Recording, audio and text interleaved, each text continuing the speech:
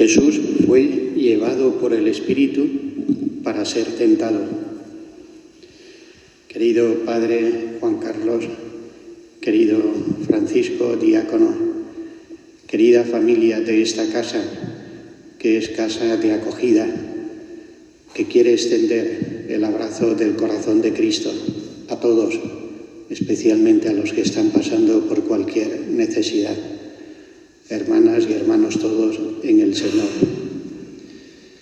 Con alegría volvemos a tener la Eucaristía aquí. Este domingo, Dios quiera que podamos recuperar la periodicidad una vez pues que el hermano Juan Carlos vaya recobrando la voz. Sin prisa, pero con el deseo sincero de que esta casa vuelva a tener aquí en el altar su punto de partida y su punto de llegada. No se cansa la Iglesia de decirnos que la Eucaristía es fuente y cima de la vida cristiana, para poder sacar energías, reconocer que todo cuanto hemos recibido viene del Señor y con agradecimiento volcarnos para servir a Cristo en nuestros hermanos. Es necesario cuidar la comunión con Él. De ahí la centralidad siempre de la capilla, de la presencia eucarística de Cristo, de la participación en la Eucaristía, sin lo cual todo lo demás se desmoronaría. Pues damos gracias al Señor que sigue cuidando al Padre, al hermano Juan Carlos, y que nos ayuda también con su ejemplo a ver la verdad de expresiones que la tradición cristiana nos ha ido transmitiendo. En concreto, al Papa Francisco le gusta repetir, lo ha hecho sobre todo cuando se encuentra con evangelizadores, catequistas, agentes de pastoral, como los llamamos dentro de la Iglesia, una afirmación que aparece entre las florecillas de San Francisco de Asís. San Francisco aconsejaba a los suyos que por todos los medios anunciaran el Evangelio e incluso, si era necesario, con la palabra. Ahora, sin contar todavía con ella, el hermano Juan Carlos nos recuerda que es posible, no solo posible, sino que es prioritario el anuncio del Evangelio con la propia vida, con el servicio a los demás, con el ofrecimiento del propio sufrimiento poniéndolo junto a Cristo crucificado, regalando las propias limitaciones al Señor, que Él las transforma en fecundidad, frutos que van más allá de uno mismo. Pues esta celebración de la Eucaristía tiene lugar cuando con toda la Iglesia hemos empezado a entrar en el camino de la Santa Cuaresma.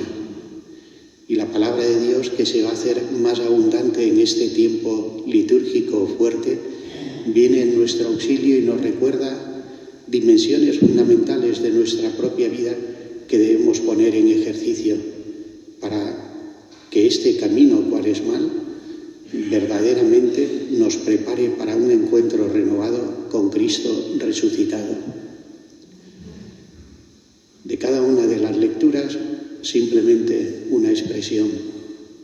De la primera, la vocación de Abraham, que nos habla del camino de la fe. La Cuaresma es camino porque implica seguimiento de Cristo, poner los pies donde primero los ha puesto Él, fijarnos en su vida para imitarle, agarrarnos con fuerza a su mano y a sus enseñanzas para experimentar la salvación que Él nos trae. Por eso es importante que vivamos este tiempo de Cuaresma en docilidad al Espíritu Santo, que es el verdadero motor de la vida de la Iglesia, de la vida de cada fiel. Sorprende que en el Evangelio de San Mateo, y todavía con más fuerza en el de San Marcos, se introduzca el relato de las tentaciones con esa expresión. En aquel tiempo Jesús, movido por el Espíritu Santo, fue llevado por el Espíritu al desierto para ser tentado. San Marcos lo dice con más fuerza y utiliza un verbo que se podría bien traducir como arrastrar. El Espíritu lleva con fuerza a Jesús al desierto. Y ahí es donde comienza ya a cumplir la voluntad del Padre. Después de haber recibido el bautismo en el Jordán, haberse revelado la voz del Padre que señala a su Hijo como el amado, el Espíritu que se posa sobre él lo lleva con fuerza al desierto para ser tentado. La primera palabra, camino, y esa palabra nos recuerda la importancia de dejarnos mover por todo lo que la Iglesia, movida por el Espíritu Santo, en este tiempo de Cuaresma nos invita a realizar. Pidamos al Señor docilidad interior para vencer nuestras resistencias, nuestras apatías o simplemente la sensación de que es lo ya conocido, lo de otras veces.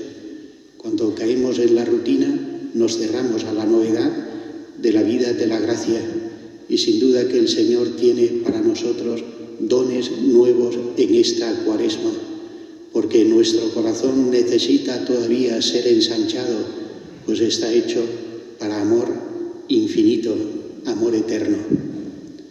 La segunda palabra nos la regala San Pablo, obediencia. Si el pecado y como consecuencia del mismo la muerte entró en el mundo por la desobediencia de uno, Adán, la obediencia de otro, Cristo, el nuevo Adán, nos ha devuelto a la vida.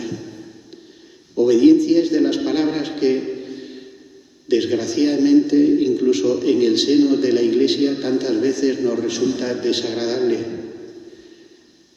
Pensamos que es un recorte a nuestra libertad y es justo lo contrario. Si siguiéramos leyendo a San Pablo en la carta a los Gálatas, nos recuerda lo propio de la dignidad de los que hemos entrado en la vida nueva por el bautismo. Para vivir en libertad, Cristo nos ha liberado. Cristo restaura nuestra libertad a la anchura que el Señor quiere para nosotros, que hemos sido creados a su imagen y semejanza.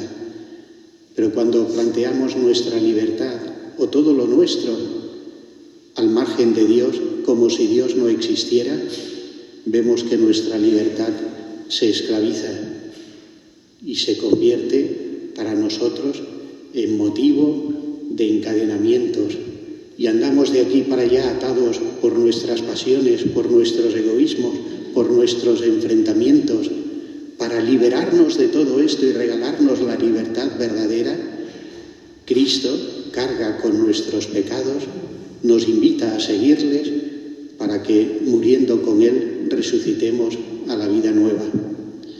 Pidamos al Señor acoger su palabra con docilidad, entender que la obediencia a la palabra de Dios que se nos revela en la vida de la Iglesia es el modo de ensanchar el horizonte de nuestra libertad.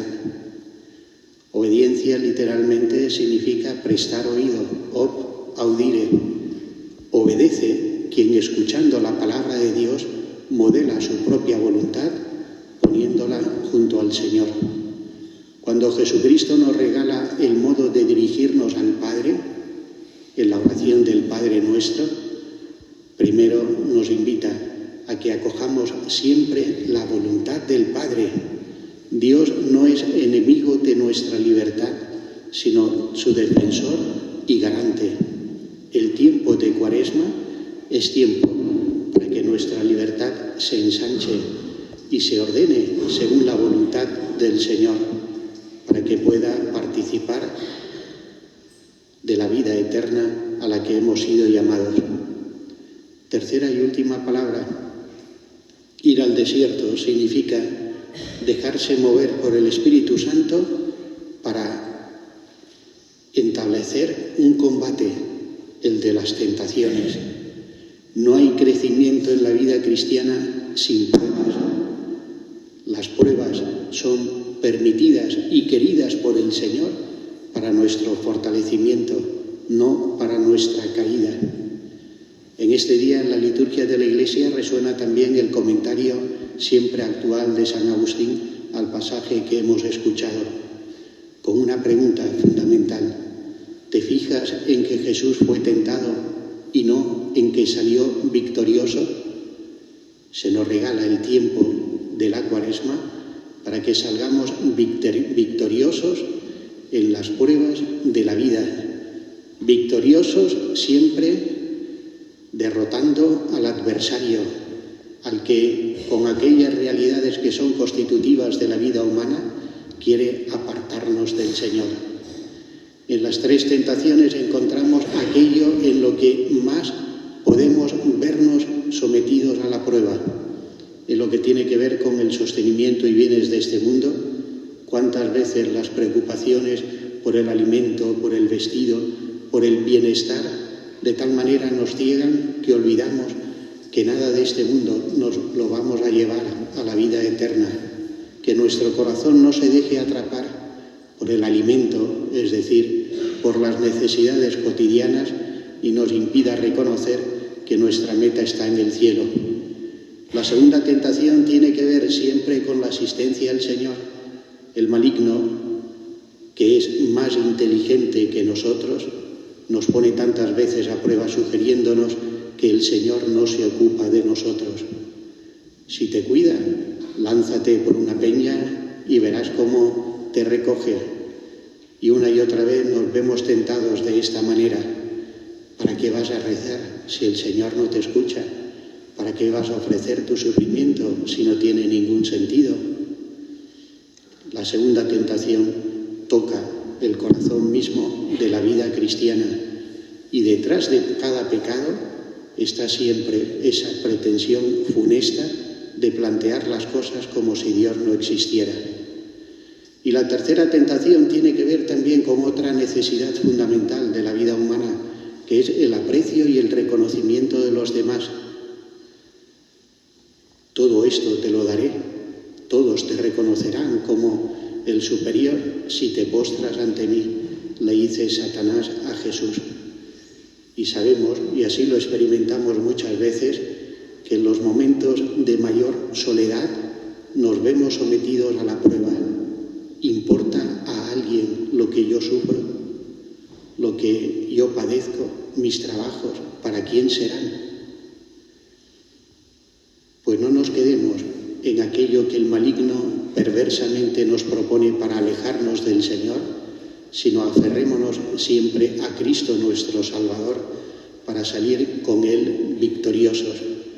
La victoria la tenemos asegurada si nos aferramos a la palabra de Dios, si cuidamos la comunión con Cristo, si nuestra confianza está en sabernos siempre sostenidos por Él.